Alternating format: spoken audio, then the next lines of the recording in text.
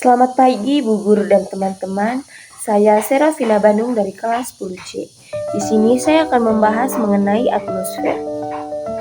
Lapisan-lapisan atmosfer terdiri atas troposfer, stratosfer, mesosfer, termosfer, dan eksosfer. Dimulai dari yang pertama, troposfer. Lapisan troposfer adalah lapisan dasar yang paling dekat dengan bumi. Lapisan ini terletak pada ketinggian 0 sampai 12 km di atas permukaan bumi.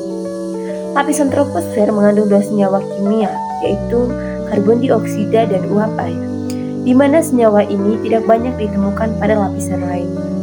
Lapisan troposfer paling dasar ini masih memungkinkan manusia untuk bernapas. Lapisan ini berfungsi untuk menjaga stabilitas udara di bumi. Troposfer terdiri atas 3 sublapisan. Yang pertama, lapisan planet air, yang kedua lapisan konveksi atau perputaran udara, dan yang ketiga lapisan tropopause. Selanjutnya ada lapisan stratosfer.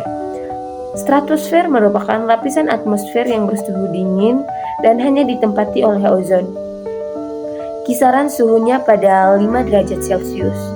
Ozon terletak pada jarak 35 km di atas permukaan bumi. Pada lapisan ini, perbedaan temperatur mulai nampak, seperti perbedaan tekanan, udara, dan suhu. Lapisan inilah yang menghalau paparan sinar matahari secara langsung. Troposfer terdiri dari 3 sublapisan juga, yaitu lapisan isoterm, yang kedua panas, yang ketiga campuran teratas. Selanjutnya ada mesosfer.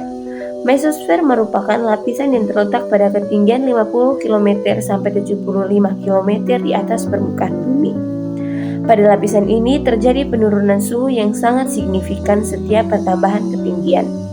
Suhu pada lapisan ini mencapai 0,4 derajat Celcius setiap pada ketinggian 100 meter. Lapisan inilah yang berfungsi menghalau benda luar angkasa. Pada lapisan ini tidak ditemukan udara.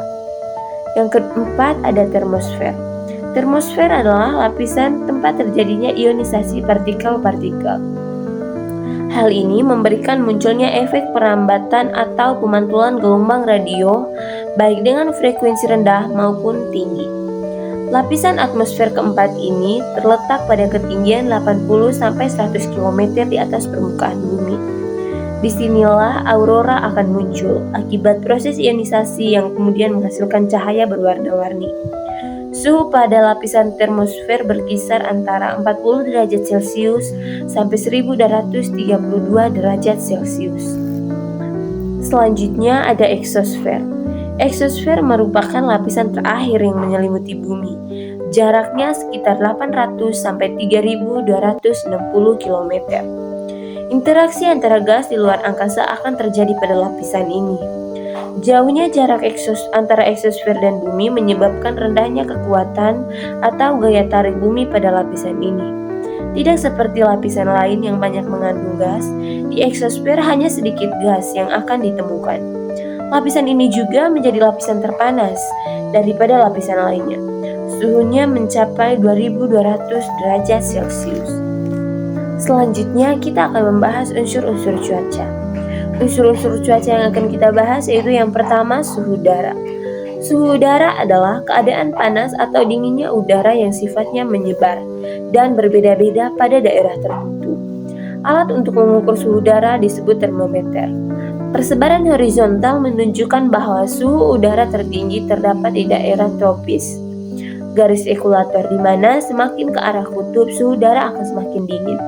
Sedangkan persebaran vertikal menunjukkan bahwa semakin tinggi tempat maka suhu udara semakin dingin.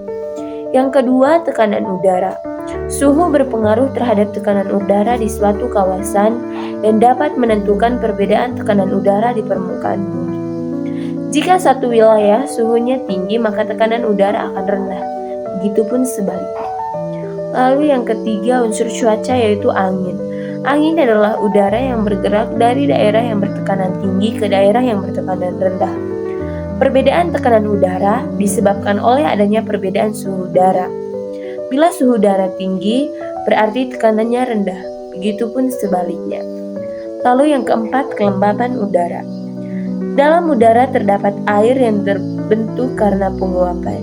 Semakin tinggi suhu udara, makin banyak penguapan air yang dikandungnya. Artinya, udara tersebut semakin lembab. Lalu yang kelima ada curah hujan. Curah hujan adalah jumlah hujan yang jatuh di suatu wilayah selama waktu tertentu. Selanjutnya, kita akan membahas dampak dinamika atmosfer terhadap kehidupan. Nah, dampak dinamika atmosfer terhadap pertanian itu yang pertama penurunan produksi, yang kedua peningkatan hama dan penyakit, yang ketiga gangguan jadwal tanaman, yang keempat kerusakan tanaman. Lalu perubahan iklim global. Perubahan iklim global adalah perubahan jangka panjang suhu, curah hujan, dan pola cuaca di suatu wilayah. Perubahan ini dapat terjadi secara alami dan bisa disebabkan oleh aktivitas manusia. Selanjutnya, dampak perubahan iklim. Dampak perubahan iklim adalah yang pertama, suhu bumi bisa menjadi lebih panas, badai yang keras, meningkatnya kekeringan, hilangnya spesies, kelangkaan pangan, dan risiko kesehatan, dan masih juga banyak lainnya. Lalu ada beberapa upaya mitigasi. Yang pertama itu mengurangi penggunaan energi dan mengelola sampah dan limbah. Sedangkan untuk upaya adaptasinya itu yang pertama kita lakukan bisa menanam pohon, mengaktifkan gerakan hemat air, lalu membangun pertahanan yang lebih kuat terhadap cuaca ekstrim, juga bisa dengan cara melindungi satwa liar. Baik, itu saja penjelasan dari saya. Sekian dan terima kasih.